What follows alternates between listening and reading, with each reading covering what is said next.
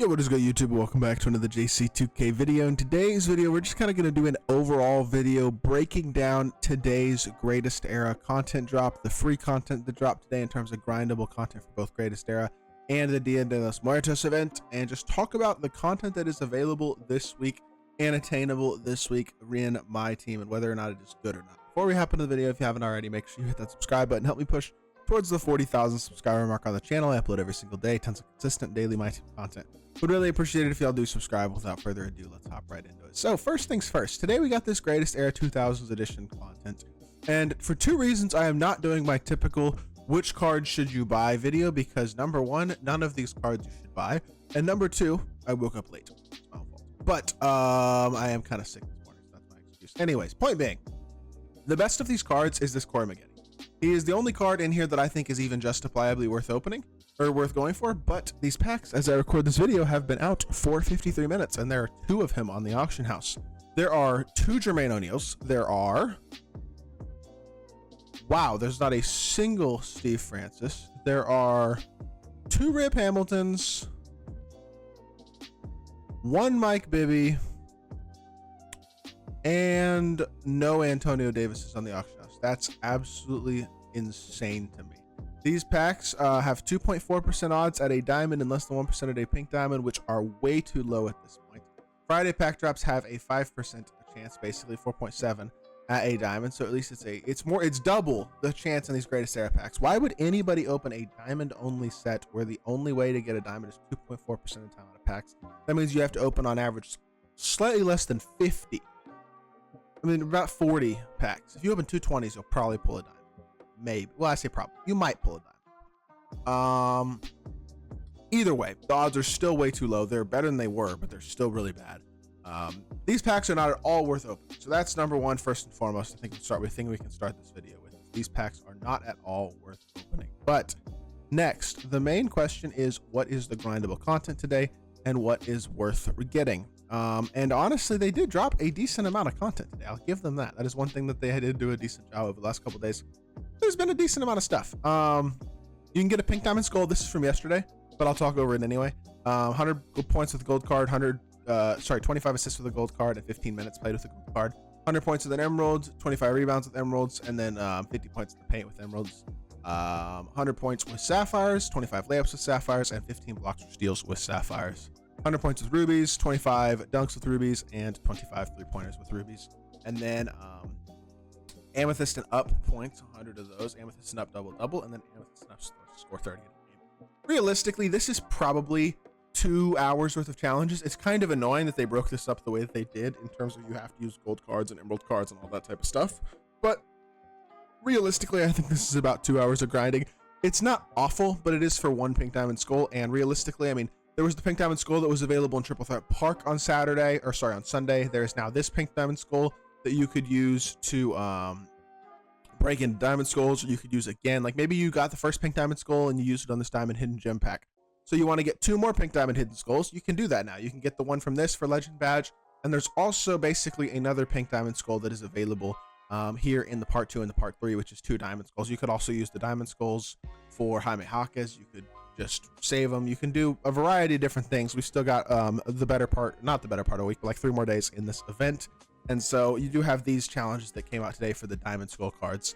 And we'll see if we get any other good skull challenges this week. But it looks like my boy Most is actually going to be able to complete SGA No Money Spent, which massive shout out to him.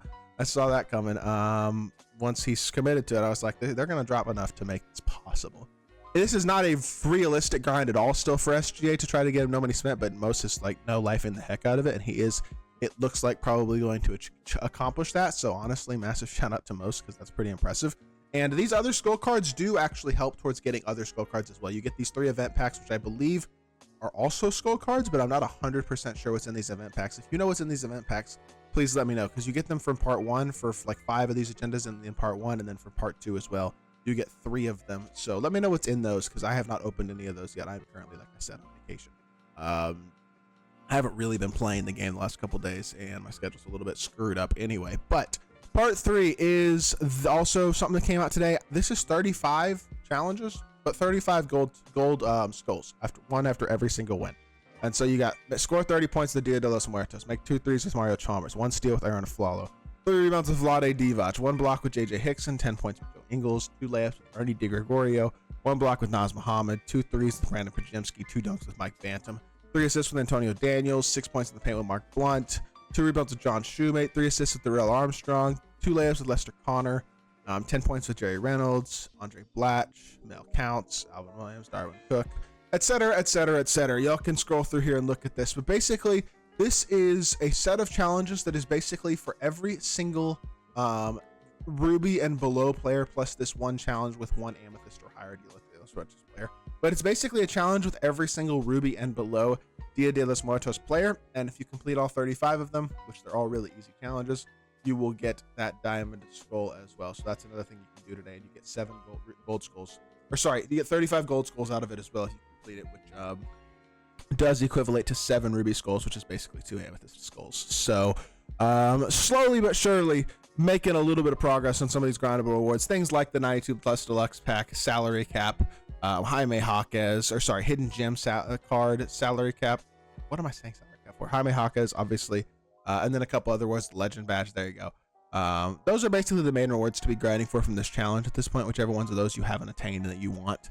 But if you just basically pretended SGA wasn't a part of this event was decent. I just don't love the way they did SGA at all, so biggest complaint. And then for today's greatest era content, they dropped this 10 box, which is basically you got to get 10 blocks with centers over multiple games, really easy. Score 44 points with the point guard in the game, that's not bad either.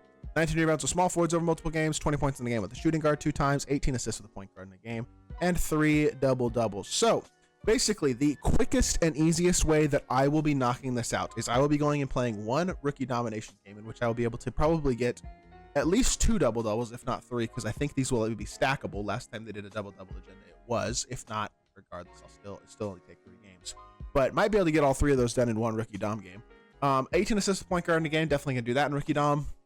20 points in the game with a shooting guard 2 times, also gonna be able to do that. Now, the thing that I'm going to do is I'm going to make sure both players at my point guard and shooting guard position in my domination lineup have point guard and shooting guard eligibility. So then the point guard, I can, with one of these players, get all the assists and the other players get all the points, and that'll count for the 20 points in the game and the 44 points in the game with a point guard and with a shooting guard if there are basically secondary positions. So like Devin Booker and Shai Gilgeous-Alexander, I'll start them together. I'll get all the assists with Shai, and I'll get all the points with Devin Booker, and that will efficiently really help out my team, I think, to get these challenges done quickly, because that'll get the point guard, the points, the assists, the part of the 20 points in a game, all that knocked out pretty much in 1 game. And if the other stuff stacks as well, like the blocks, I might be able to get all those done in a game.